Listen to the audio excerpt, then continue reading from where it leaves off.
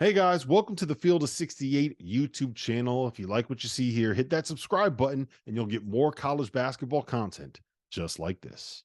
Tonight, 29 games in total in college basketball. There are a good portion of them where D1s are facing non-D1s. We'll get to how you would fix opening week coming up on the show. We'll also get to your all starting five.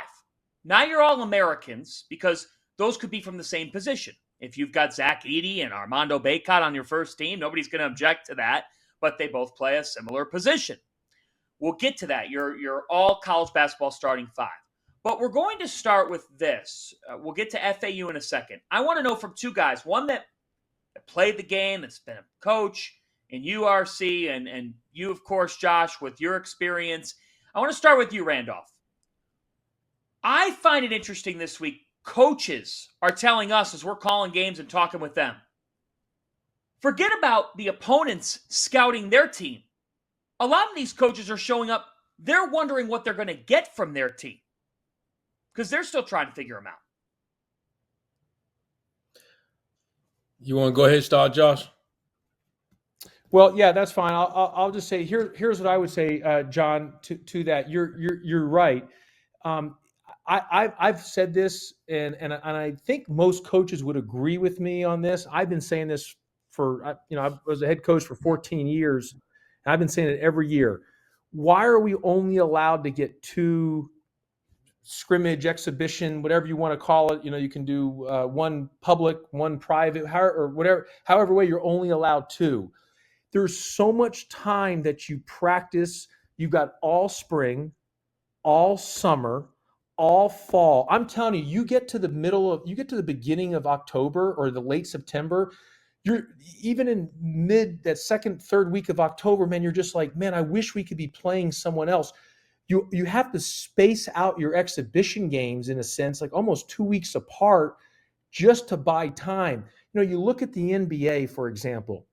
They start their first day of practice. Within 3 or 4 days, they're playing an exhibition game. They're allowed, I think, 5 or 6 or 7 exhibition games, and within a couple weeks, they're playing their first game. They should allow college basketball 3, 4, 5 minimum opportunities to play somebody else. And you can do it in the rules where you can't miss any class time. Hey, if, for example, if I was at Georgia Tech still, why couldn't we just go play scrimmage Kennesaw State or Georgia State or Mercer, and even in a closed door scrimmage, can we just those type of things? Now, that would benefit the teams like for example, Michigan State would be more ready to play against the James Madison, and so you might not have some of those early upsets if a team like, I'm just giving Michigan State as an example, if they played more than 2 games in their opening, of an exhibition. So I think for most teams, they would prefer to play more teams early in exhibition to get more opportunities. But I think it does. The downside of that, you could lose some opportunities where a team can upset somebody because maybe that team is not as ready. Where I'm giving an example of Michigan State. We know they're going to be really good. We know they're good enough to win the national championship this year, but they need more time. They obviously need a little more time, and JMU caught them, and so that's where the benefits of having the more exhibitions. And I think most coaches would agree with that.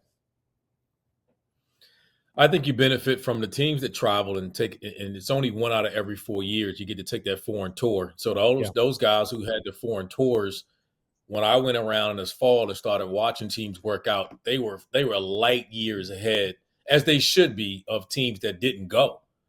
They had everything in, they had all their system in. So for them, they were able to break down and do different things, have more inter squad scrimmages and not worry about much because they had their entire offense in for the summer, to play all those games. So I think what Josh said is correct. If you're able to do that, and I know some coaches will be a little fearful of injury, even if you put a restriction on it. Just in your area, everybody lives near schools and colleges. You don't even care where. If you get to play 4 or 5 different teams, you may even say, "Hey, let's work on a zone segment. Let's work on it." Instead of it just being a game. There's situational basketball that you'd want to be able to work on that sometimes you don't work on when you have a regular game scrimmage as opposed to a closed door scrimmage. Well, and the other thing is, and you're exactly right, Randolph. It doesn't even have to be Division I teams. You could be No, it doesn't just exhibition or scrimmaging Division II teams, NAIA teams, junior college teams. Because here's what I would tell you: you know how much time you spend on time and score and preparation, in leading up, and you're working on all the different things. 3 minutes on the clock, 4 minutes on the clock, 2 minutes on the clock, 45 seconds, down 3, down 2, up 4, all those different scenarios. Well, you know what happens a lot of times when you're playing against your own guys and you do it over and over. A lot of times, the guys, they know what's coming, so it's hard to always work on it to foresee it, because and this, Randolph, as the defense kind of knows what's coming because they know the plays, and so when you get to do it against other teams, even in a scrimmaged or a closed door situation, and you're playing a different opponent, it's just a different feel. You can really make mistakes and actually be more ready for the opening night, and I just think those are the type of things. And look, yes, could coaches be worried about injuries? But and Randolph, you know this better than I do.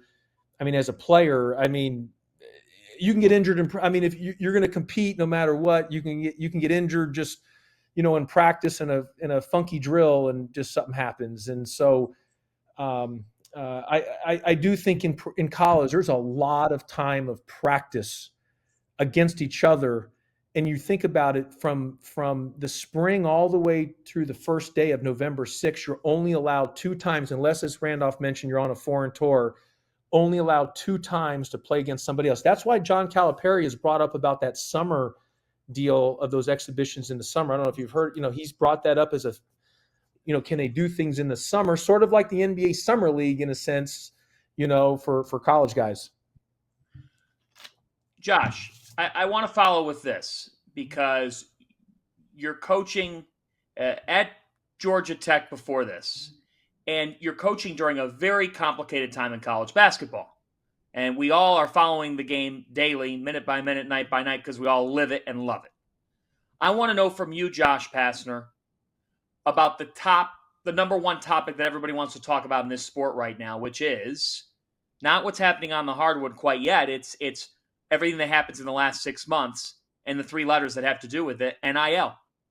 How would you assess the day-to-day NIL right now in college basketball, and any tinkering that you would do to it, what the reality of the situation is for a coach?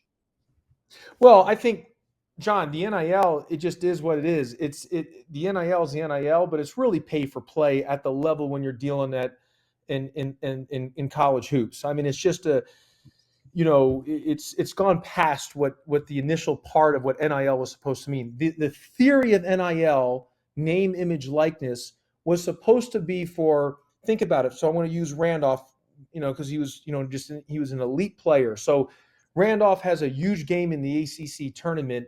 The NIL's there for if Randolph wants to, if a car dealership says, man, can you shoot a thing on Instagram for us? Because you just had 30 in the ACC tournament. I'll give you $1,500 if you could put something on Instagram. That's what it was for. And it could be more than $1,500, whatever the going rate was. Or, hey man, you want to come get a free pizza afterwards, and we're going to buy everyone a meal because we just need you to tweet out about, that you're at our restaurant. We'll do that. What happened from that, or if somebody who's not a star player, somebody's on the, who's a walk-on or whatever it may be, and they've created an idea and a business, and they've been able to maybe now market it in a way and be able to profit off of it. That's what name, image, likeness was made up. It has now it was never supposed to be involved in recruiting. And that's where NIL has taken a whole new deal, that it's all about in recruiting. It's all about more on the front end, more so than on the back end. And that is where it has completely kind of gone off the rails. Whereas on the back end, it was supposed to be about, hey man, if you come in and produce, if we win, if you're a huge TikTok star or social media star, you're going to have all these opportunities. But that's on the back end of things, and it's gotten more now. It's in the recruiting game and on the front end. Whether they say it's not supposed to be, it is, and that's just the reality of it. Those are the facts of it. And what has changed a lot too, John, is and I'm just speaking for myself, because I love recruiting. I mean, a lot of people kind of complain about recruiting. I was one of the guys that love recruiting. Like loved the midnight, when September 9th would come and you can be on the road recruiting. And I love to do the midnight deal where you knock on the door and doing all those things. And, you're allowed 7 times to go see a recruit, like chasing a guy 7 different times, just, meeting a guy in the airport when he's connecting through just doing things, to try to separate yourself. Those type of things have kind of got lost in the shuffle now because it comes more in the front end of, hey, what's going to be my NIL opportunities? And look, I think it's great. It's deservingly so. It should be there for the student athletes. I think it's a great thing. I just think that it was initially set up for more on the back end than on the front end, and now it's got a lot more on the front end, more so than even on the back end. I don't know what you think, Randolph. I mean, you're talking to guys and doing games, and you've been there, so. You know what? I don't sympathize with I won't say I'm sympathetic to the situation, because if we had figured out a way to get out in front of this and avoid it getting to this point, and then now that it's here, we can't complain about it. And it's because, and this, institutions are not trying to get involved in this. They're like, because they didn't want to pay. It started out paying men's and women's basketball. And if you started with that, then you knew Title IX was going to come in. And then eventually you're going to have to pay every sport. And it just didn't want to do it. And if you had tried something before, it wouldn't have got to this point. It just legalized all the stuff that was going on anyway. So at least it's out in front. Instead of guessing what was going on, that's the one positive about it. Now there's no reason to do anything illegal. It's like, look, now just put it in NIL, however you want to say it. It's the same thing that was going on. So I look at it a little bit differently, only because of that. And I'm never going to, I'm a big proponent of the players getting money because of the effort. I mean, the amount of time and energy that they put into it. Could it be better? Could they change things? Yes. Will they? No. Thank you for watching the Field of 68. If you've enjoyed what you've seen here, hit that like button, share this link with your friends, or check out the description for some other places that you can consume Field of 68 content.